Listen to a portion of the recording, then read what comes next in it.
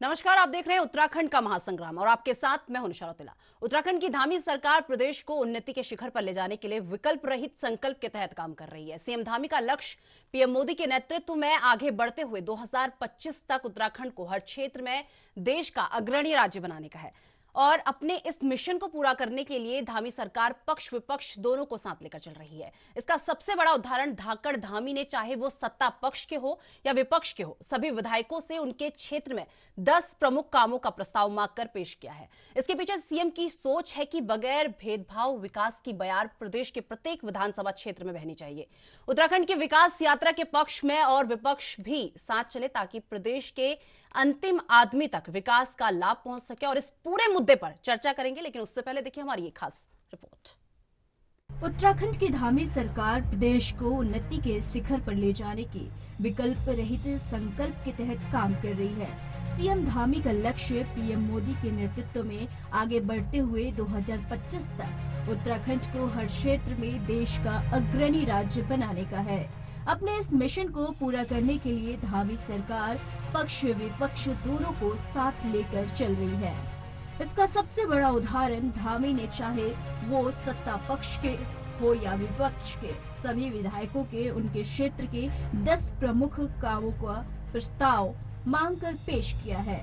इसके पीछे सीएम की सोच है कि बगैर भेदभाव विकास की बयार प्रदेश के प्रत्येक विधानसभा क्षेत्र में बहनी चाहिए, चाहे वहां का प्रतिनिधित्व सत्ताधारी दल या विरोधी पार्टी का विधायक ही क्यों ना करता हो। लेंगे और हम तो चाहते हैं कि सभी पक्ष हो विपक्ष हो, भी हमने तो सारे लोगों से, जो विपक्ष के भी लोग हैं उनसे भी हमने प्रस्ताव मांगे हैं। सारे विधायकों से 10-10 प्रस्ताव मांगे।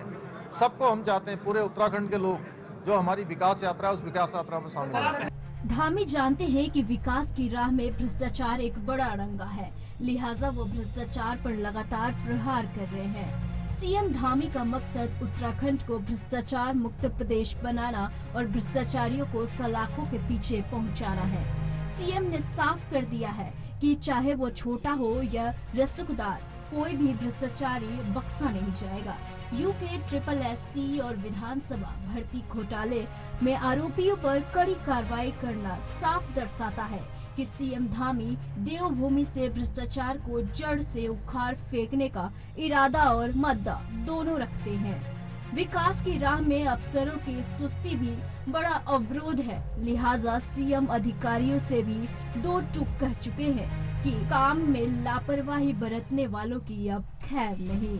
देखिए, ऐसा है कि हमने पहले ही कहा है कि हम लोग भ्रष्टाचार के बिल्कुल सख्त खिलाफ हैं, उस पर कड़ी कार्रवाई कर रहे हैं। कहीं पर भी कोई मामला आएगा, कौन कितना बड़ा है, किसके किससे संबंध हैं, किस ओहदे पर रहा है, इससे कोई लेना देना नहीं है। कानून सबके लिए बराबर होगा, कानून सबके लिए काम करेगा, न्याय के आधार पर हमारी सरकार काम करेगी। अभी हमने कैबिनेट की बैठक में बहुत सारे निर्णय लिए हैं और सारे के सारे निर्णय जनहित में लिए हैं। हमारी सरकार जनहित के लिए काम कर रही है और मैं जनहित के लिए ही जन संवाद जगह जगह पर स्थापित कर रहा हूँ, जगह जगह जा रही है। पूरी सरकार एक में होकर लगातार जन सरोकार और उत्तराखंड को हिंदुस्तान का श्रेष्ठ राज्य बनाने के लिए माननीय प्रधानमंत्री नरेंद्र मोदी जी के मार्गदर्शन में लगातार प्रयास कर रहे हैं। कुल मिलाकर अपने सख्त कदमों से सीएम धामी ने उत्तराखंड को भ्रष्टाचार मुक्त प्रदेश की दहलीज पर ला खड़ा किया है। उम्मीद की जानी चाहिए कि सीएम धामी के प्रयासों से 2025 तक उत्तराखंड देश का नंबर 1 विकसित राज्य होगा, जहां भ्रष्टाचार और भ्रष्टाचारियों का कोई नॉमिनेशन नहीं होगा।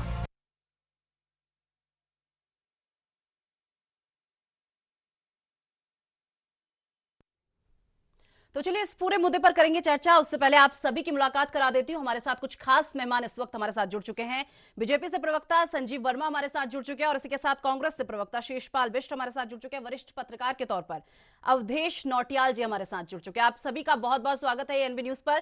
तो चलिए सीधा रुख कर लेते हैं विपक्ष कांग्रेस प्रवक्ता शेषपाल बिष्ट जी का।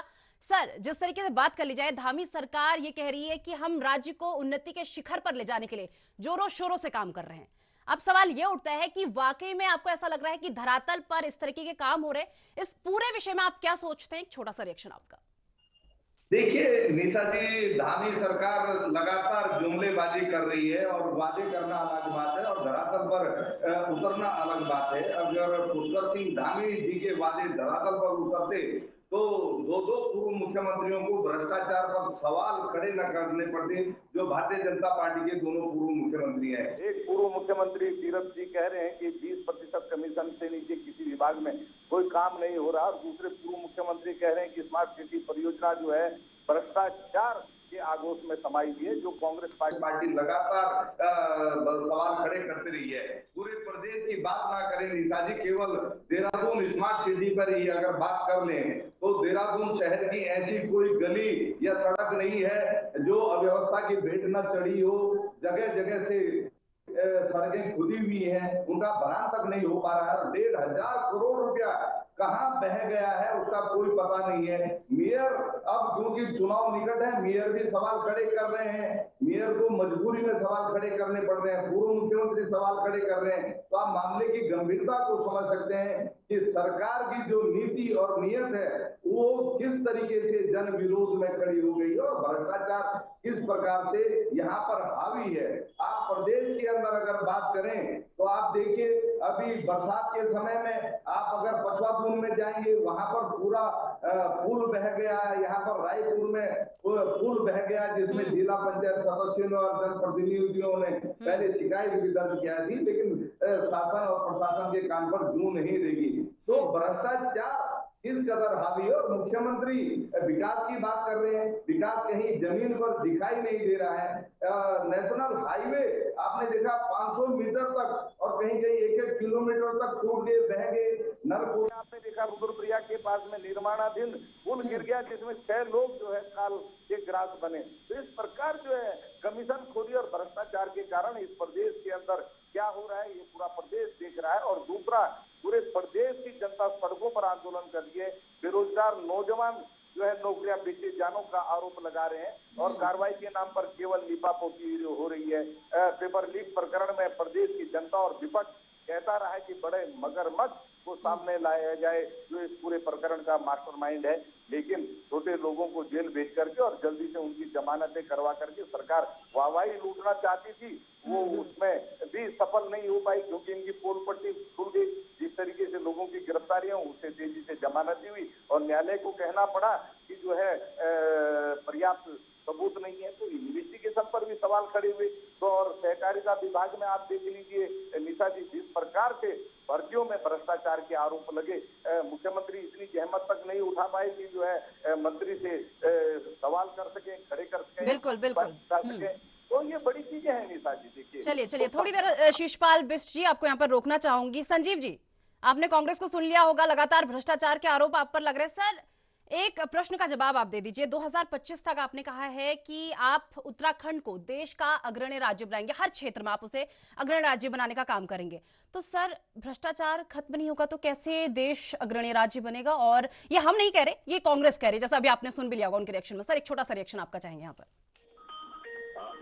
निशा जी, देखिए, माननीय मुख्यमंत्री श्रीमान पुष्कर सिंह धामी, जिनका हर पल एक ही चिंतन है कि उत्तराखंड को क्षेत्र में हम कैसे देश का एक अग्रणी राज्य बनाएं और कैसे हम यहाँ के इंफ्रास्ट्रक्चर का डेवलपमेंट, पूरे देश भर में सबसे अधिक इंफ्रास्ट्रक्चर का जो डेवलपमेंट हो वो उत्तराखंड का हो, जहां सीमांत क्षेत्रों तक इंटरनेट की सुविधाएं पहुंचे, जहां सीमांत क्षेत्रों तक हमारी डबल लेन और 4 लेन सड़कें पहुंचे, और जहां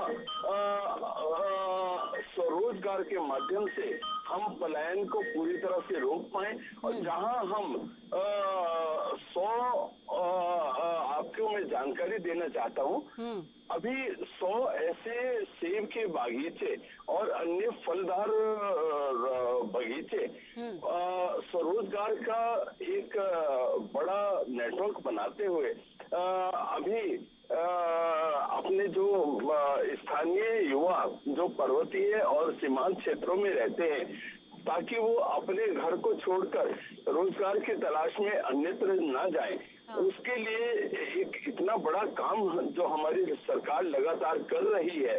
और जिस प्रकार से भ्रष्टाचार पर 100% नकेल कसने का काम माननीय मुख्यमंत्री जी कर रहे हैं।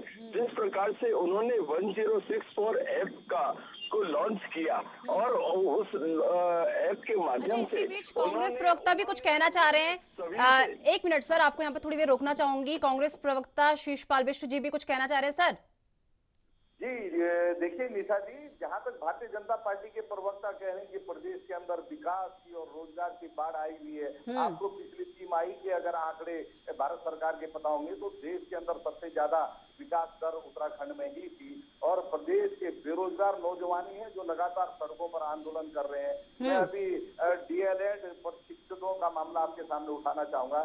तो हाई कोर्ट के आदेश है कि 1 माह के अंदर इनको नियुक्तियां दी जाएं, लेकिन आज 2 माह बीतने के बाद भी सरकार के कान पे क्यों नहीं रहेगी? ये किन रोजगारों की बात कर रहे हैं, मेरी समझ में नहीं आ रहा। ये आप बेरोजगार संख्या अध्यक्ष से पूछ लीजिए। संजीव जी, कांग्रेस कह रही है कि सरकार की कान में जूं तक नहीं रेंग रही, लगातार भ्रष्टाचार के आरोप लग रहे हैं, सरकार की कान में जूं तक नहीं रेंग रही। क्या कहेंगे सर? संजीव जी आप तक हमारी आवाज पहुंच पा रही है? तो चलिए, हमारे साथ लगातार वरिष्ठ पत्रकार के तौर पर अवधेश नौटियाल जी भी हमारे साथ जुड़ चुके हैं। नौटियाल जी, जिस तरीके से अभी आपने बीजेपी का रिएक्शन सुना, कांग्रेस का रिएक्शन सुना, सर एक छोटा सा कमेंट आपका। देखिए, बिल्कुल दोनों ही अपनी अपनी जगह सही है। देखिए, सत्ता का काम है सरकार का बचाव करना, सत्ता पक्ष की तरफ से संगठन का काम है और विपक्ष का काम है उन जो सरकार की खामियां हैं उजागर करना। लेकिन कहीं ना कहीं अगर देखा जाए तो मुख्यमंत्री जो धामी का कार्यकाल रहा है, मुख्यमंत्री के तौर पर तो उसका कार्यकाल बहुत अच्छा कह सकते हैं कि फैसले अच्छे लिए, लेकिन जो एक टीम वर्क के जरिए काम होना चाहिए था, जो एक टीम भावना दिखाई देनी चाहिए थी, वो टीम भावना दिखाई नहीं देती। मुख्यमंत्री अकेले हर मोर्चे पर अकेले जूझते हुए नजर आते हैं। ऐसा लगता है कि मुख्यमंत्री जैसे एक टीम में होता है कि एक खिलाड़ी खेल रहा है और बाकी टीम जो है बोझ बनी हुई है। तो कुछ इस तरीके का वाक्य जो है उत्तराखंड में दिखाई दे रहा है। मुख्यमंत्री के तौर पर बिल्कुल मैं उन्हें 10 में से 10 नंबर दूंगा, वो बहुत अच्छा काम कर रहे हैं। लेकिन अगर मैं बाकी मंत्रियों के कामों को देखूं, मैं बाकी सरकार के कामकाज को देखूं, तो कहीं ना कहीं चीजें जो बेहतर होनी चाहिए थी, जो बाकी मंत्री अगर टीम भावना से काम करते तो उत्तराखंड की जो दशा में बदलाव देखने को मिल सकता था। अब जो नौकरशाही अफसरशाही है, अगर वो टीम भावना से काम करती तो मुख्यमंत्री को बार बार नहीं बोलना पड़ता कि ये सड़कों के गड्ढे क्यों नहीं भरे जा रहे हैं। हर बैठक में मुख्यमंत्री को अधिकारियों को फटकार नहीं लगानी पड़ती। तो कहीं ना कहीं अधिकारी हो या मंत्री हो, इनकी जवाबदेही तय होनी चाहिए, इनके कामों की समय सीमा तय होनी चाहिए। आप देख लीजिए कि मुख्यमंत्री ने कहा था कि अपने विधानसभा क्षेत्र के 10-10 काम मुझे दे दीजिए। उत्तराखंड में 70 विधायक जो है 10-10 काम नहीं गिना पाए। अभी एक वायरल जो पत्र सोशल मीडिया पे वायरल हो रहा था हरीश धामी जी का, केवल उन्होंने भी 10 काम गिनाए और 10 काम भी सड़कें गिना दी कि मुझे 10 सड़कें चाहिए। तो आप देखिए ना, जो अगर टीम भावना से देखिए, विधायक अगर अपने क्षेत्र की योजनाओं को लेकर सरकार के पास नहीं जाएंगे, एक मुख्यमंत्री कह रहा है तो आप लेके आइए, मैं बजट की व्यवस्था करूंगा, काम करूंगा। तो टीम भावना से अगर विधायक ये भूलकर कि मैं कांग्रेस का हूं, मैं बीजेपी का हूं, मैं यूकेडी का हूं, ये छोड़ करके केवल हमें राज्य का विकास करना है, अपने विधानसभा क्षेत्र का विकास करना है, ये सोच करके योजनाएं अगर मुख्यमंत्री के पास लेके जाए और मुख्यमंत्री काम ना करे, तब आप सवाल खड़े कर सकते हैं। लेकिन मुख्य विधायक छोड़िए, जो मंत्री बने हुए हैं और वो मंत्री भी अपने 10 तय नहीं कर पाए कि मुझे 10 काम कराने क्या है। तो कहीं ना कहीं जो टीम भावना का अभाव है, जो प्रदेश की विकास की सोच का अभाव है, केवल देखिए आरोप प्रत्यारोप लगाने से और बचाव करने से विकास नहीं होगा। विकास जिन जनप्रतिनिधियों को हमने चुन रखा है, जब तक वो हम राज्य की अवधारणा को लेकर, राज्य की सोच को लेकर, हमें 22 साल हो गए और 22 साल में हम आज भी जो है विकास को लेकर वो जद्दोजहद हमारे अस्पतालों। अवधेश जी बिल्कुल आपके पास वापस फिर से लौटेंगे। रुक कर लेते सीधे बीजेपी प्रवक्ता संजीव वर्मा जी हमारे साथ लगातार जुड़े हुए हैं। संजीव जी, आपने वरिष्ठ पत्रकार को सुना, उन्होंने धामी सरकार को 10 में से 10 नंबर देने की बात भी कही, कांग्रेस पर भी उन्होंने अपना रिएक्शन दिया। और तो चलिए, संपर्क हमारा उनसे टूट चुका है संजीव जी से। चलिए वहीं रुक कर लेते हैं शीशपाल बिष्ट जी का। सर, जिस तरीके से आपने नौटियाल जी का जो है उनके कमेंट सुने, एक छोटा सा रिएक्शन क्या कहना चाहेंगे आप उनके कमेंट के बाद? बिष्ट जी,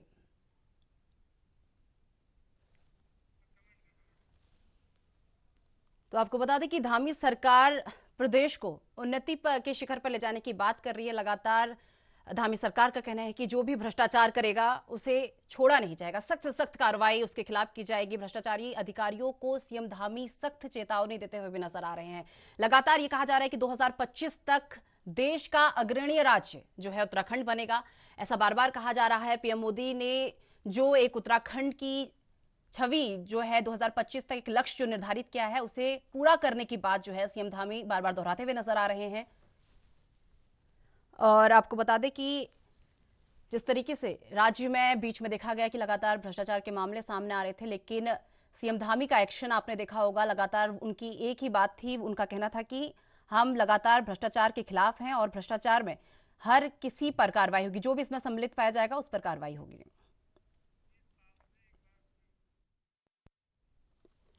शीशपाल जी, अभी आपने वरिष्ठ पत्रकार को सुना, एक बार उन्हें सुना, उनका कमेंट सुना, एक बार छोटा सा रिएक्शन इस पर आप क्या कहना चाहेंगे?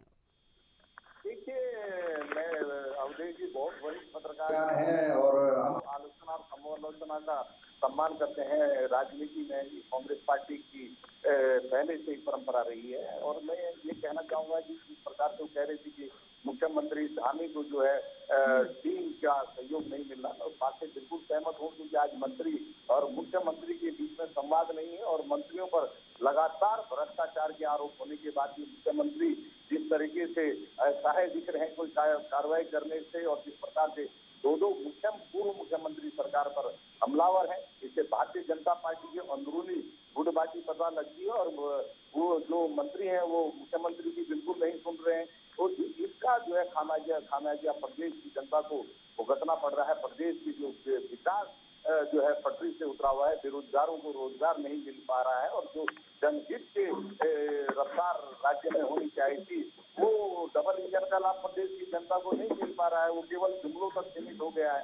तो निश्चित तौर पर भारतीय जनता पार्टी ने जिस प्रकार से 3 मुख्यमंत्री पिछले 5 साल में बदले, जिससे प्रदेश की जनता को जो है बहुत ज्यादा निराशा हाथ लगी थी और जो डबल इंजन का सपना प्रदेश की जनता को सब विभाग दिखाई दिए थे उसका कोई लाभ नहीं हुआ। इस बार भी वही हो रहा है, मंत्रियों में और मुख्यमंत्री में संवाद नहीं है।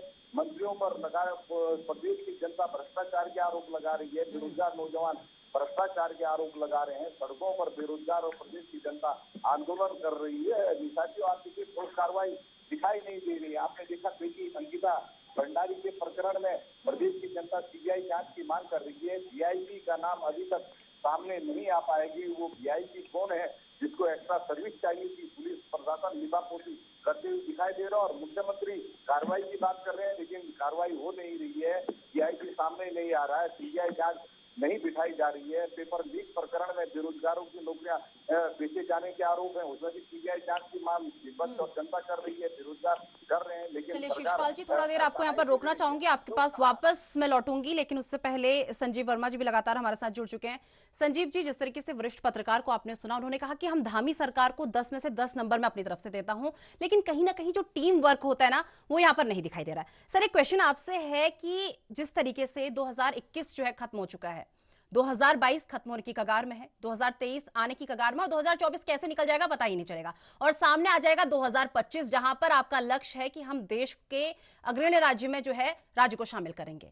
तो सर, क्या स्ट्रैटेजी आपकी रहने वाली है, क्या रणनीति आपकी रहने वाली है, जिस बात पर आप ये जो है दम भरते हुए नजर आ रहे हैं कि 2025 तक हम देश का अग्रणी राज्य उत्तराखंड को बनाएंगे? एक बार अपनी स्ट्रैटेजी बता दीजिए सर। निशा जी, देखिए स्ट्रैटेजी आप बोला आपने, हम देश का अपने उत्तराखंड का विकास चाहते हैं और इसी को पूरे तरह से ध्यान करते हुए माननीय मुख्यमंत्री जी के द्वारा न केवल भारतीय जनता पार्टी के विधायकों को वरन तमाम विपक्ष के विधायकों को अपने अपने क्षेत्रों की 10-10 योजनाएं लाने के लिए जिस तरह से माननीय मुख्यमंत्री जी ने कहा और उसका एक सबसे बड़ा लाभ क्या होगा कि हमारा कोई भी ऐसा क्षेत्र नहीं बचेगा, चाहे सुदूरवर्ती क्षेत्र हो, चाहे राजधानी हो, चाहे आसपास का कोई भी इलाका हो और सीमांत क्षेत्र, जहां जो समस्याएं हैं कोई भी क्षेत्र अछूता न रह जाए विकास से। तो एक ये बड़ी अवधारणा के साथ और एक बड़ा मन दिखाते बगैर भेदभाव के जो इस तरह का हम लोग काम कर रहे हैं, धरातल पर काम कर रहे हैं और विकास को हम जीरो लेवल पर, ग्राउंड जीरो पर हम डिलीवर करने का काम कर रहे हैं। तो ये सारी ही चीजें जो हमारा विजन 2025 है, यानी कि 2025 में हमने उत्तराखंड को देश का एक सर्वश्रेष्ठ राज्य बनाना है। और अभी मेरे कांग्रेस के मित्र बड़ी बड़ी लंबी बातें कर रहे थे, क्योंकि उनके पास है कुछ नहीं बोलने के लिए और सिवाय बकवास करने के लिए, और ये कुछ करते नहीं है। और मैं आपसे ये बताना चाहता हूँ, अभी जैसे आपने कहा भ्रष्टाचार को समूल नष्ट करने का एक बीड़ा माननीय मुख्यमंत्री जी के द्वारा उठाया गया है और हम उत्तराखंड से भ्रष्टाचार को समूल नष्ट करके ही दम लेने वाले हैं। मैंने अभी आपसे बोला 1064F हमने लॉन्च किया, जिसमें हमने सर्वसाधारण को आमंत्रित किया कि आपके पास कोई भी शिकायत, कोई भी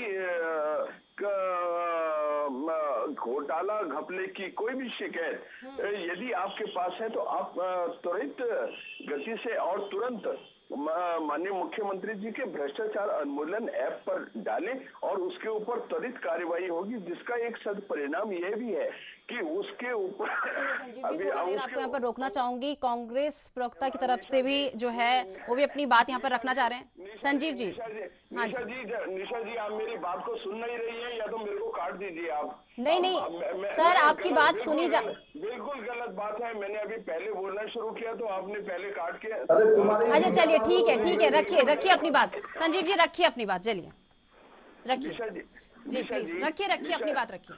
निशा जी, जिस प्रकार से माननीय मुख्यमंत्री जी के द्वारा मैंने पहले कहा कि हम लोग भ्रष्टाचार को पूरी तरह समूल नष्ट करना चाहते हैं, और उसी बात को ध्यान में रखते हुए हमने यूके SSS का जो मामला था उसमें 4 अधिकारियों की गिरफ्तारी करी। उसमें अभी तक 45 लोगों को हम जेल के सलाखों के पीछे भेज चुके। उसके अलावा तमाम पटवारी घोटाला, दरोगा भर्ती घोटाला और कांग्रेस के कार्यकाल के जितने भी घोटाले थे उन सभी की जांच हम लोग करवा रहे हैं। और किसी भी दोषी को, चाहे छोटे से छोटा हो चाहे बड़े से बड़ा हो, कोई भी दोषी बख्शा नहीं जाएगा। इस बात का मैं आपको पूरी तरह से विश्वास दिलाता हूँ। और कांग्रेस अपनी जो फुटबॉल है, अपने घर का झगड़ा, जहां इनके प्रीतम सिंह अपनी डपली अपना राग अलग बजा रहे हैं, हरीश रावत अपनी डपली अपना राग अलग बजा रहे हैं, यशपाल रावत अलग जा रहे हैं, करण मारा अलग जा रहे हैं। तो गुटों में बटी हुई कांग्रेस, उसके ऊपर से ध्यान बटाने के उद्देश्य से कांग्रेस लगातार अपनी गुटबाजी से ध्यान हटाने के लिए अनर्गल बयानबाजी करती है। और मैं आपको ये बताना चाहता हूँ, हमारी सरकार पूरी तरह से उत्तराखंड के विकास के प्रति संकल्प है। डबल इंजन की हमारी सरकार चल रही है, हमारी भी डबल इंजन की सरकार है, और 10 साल कांग्रेस को भी डबल इंजन सरकार चलाने का मौका मिला। हमारे डबल इंजन की सरकार को के कामों को आप कंपेयर कीजिए कांग्रेस की डबल इंजन सरकार के कामों से। मैं सोचता हूँ और मैं खुला चैलेंज देता हूँ अपने कांग्रेस के मित्र को कि आपकी भी डबल इंजन की यहाँ पर सरकार रही 2004 से 2014 तक। आप अपने मात्र दो ऐसे बड़े काम बता दीजिए जो आपने डबल इंजन के माध्यम से उत्तराखंड के लिए कराए हो। हाँ, जो हमने उत्तराखंड को विशेष राज्य का दर्जा दिया था, डबल इंजन सरकार के आते ही। चलिए 2 काम आप इनसे गिनवा लेते हैं, शीशपाल जी से गिनवा लेते हैं। 1000 करोड़ का हमने। संजीव जी आपने कहा 2 काम गिनवा लीजिए, अब शीशपाल जी से गिनवा लेते हैं ना। चलिए गिनवा लेते हैं, 2 काम गिनवा लेते हैं। चलिए जी, कांग्रेस प्रवक्ता हमारे साथ शीशपाल जी जुड़ चुके हैं। शीशपाल जी 2 काम गिनवा दीजिए, बीजेपी की बहुत इच्छा है, आप अपनी 2 काम हमें गिनवा दीजिए। देखिए निशा जी, मैं सब कुछ गिनवाऊंगा, आप मुझे जरा फुर्सत से समय दे। मैं पहले बिल्कुल समय दिया जा रहा है सर, आपको बिल्कुल समय दिया जा रहा है। मैंने एक बार बीजेपी को बीच में कट करके आपको समय दिया, और ऊपर से मुझे बीजेपी की तरफ से ये सुनने को मिल रहा है कि आप हमें समय दे रहे हैं। बिल्कुल समय दिया जा रहा है, समय के लिए आप मुझे कुछ नहीं कह सकते। सर बोलिए, रखिए अपनी बात, 2 काम गिनवाइए, 2 काम बस। जी निशा जी देखिए, कांग्रेस पार्टी की ही सरकार थी जिसमें जो है यहाँ पर उद्योग स्थापित हुए, देहरादून में, हरिद्वार में, उधमसिंह नगर में जो सीडपुल बसे, ये किसने सीडपुल जो यहाँ पर स्थापित किए? कांग्रेस पार्टी की ही उपलब्धि है। और आपको माननीय अटल बिहारी यहाँ पर वाजपेयी पेट्रोलियम यूनिवर्सिटी, माननीय अटल बिहारी वाजपेयी जी की सरकार थी। संजीव जी आप सुन लीजिए, प्लीज सुन लीजिए संजीव जी, फिर आपका रिएक्शन भी ले लेंगे। संजीव जी एक बार सुन लीजिए। आप भुतोड़ी में इंजीनियरिंग कॉलेज, यहाँ पर मेडिकल कॉलेजों की बात किसकी सरकार में आई? राज्य के अंदर जो विकास की नींव रखी, वो विकास एमपी तिवारी जी की सरकार में रखी। ये कांग्रेस पार्टी की उपलब्धियां हैं। और मैं बता दूं, जो 72 आईटीआई कांग्रेस पार्टी की सरकार में प्रदेश की जनता को दिए गए थे, उनकी सरकार की उपलब्धि है कि वो 72 आईटीआई बंद कर दिए हैं इन्होंने। और जो पॉलिटेक्निकों का जाल बिछाया था कांग्रेस पार्टी की सरकार ने, वो इन्होंने बंद कर दिया। और बात की 108 बंद करने का काम किसका था? और ये अभी बात कर रहे थे 108 को बंद करने का काम किसने किया, आप बताएं। निशा जी मैं बता दूं, राज्य सेवा चयन आयोग में आज भी प्रदेश की करने का काम किसने किया, आप बताएं। मान यही विशेष राज्य को दर्जा छीनने का काम किसने किया, आप बताएं। एसटीएफ उसको गिरफ्तार नहीं कर सकी, ना प्रदेश की जनता। आपके मुख्यमंत्री हरीश रावत कैमरे के सामने चलिए संजीव जी अभी आप रख लीजिए अपनी बात। शिषपाल जी एक मिनट शिषपाल जी। संजीव जी बोलिए, संजीव जी बोलिए। एक मिनट निशा जी कांग्रेस के मुख्यमंत्री हरीश रावत जी कैमरे के सामने बोलते थे कि 5-5, 7-7 करोड़ रुपया कमा लो और मैं आंखें मूंद लूंगा। तो ये आज भ्रष्टाचार की बात करते हैं, भ्रष्टाचार की बात करते हैं। चलिए और हमारी सरकार ने भ्रष्टाचार की जांच भी करी और उसके ऊपर कार्यवाही भी कर रही है। और देखिए ऐसे लड़ेंगे डिबेट नहीं हो पाएगी सर। किसी का भी रिएक्शन सुनने को सही से नहीं मिल पा रहा सर। इस तरीके से मत लड़िए क्योंकि रिएक्शन नहीं सुनाई दे रहे, क्लियर तरीके से रिएक्शन नहीं सुनाई दे रहे हैं। तो चलिए लगातार आप हमारे साथ बने हुए हैं। फिलहाल वक्त चुका एक छोटा सा ब्रेक का, ब्रेक के बाद फौरन हाजिर होते हैं।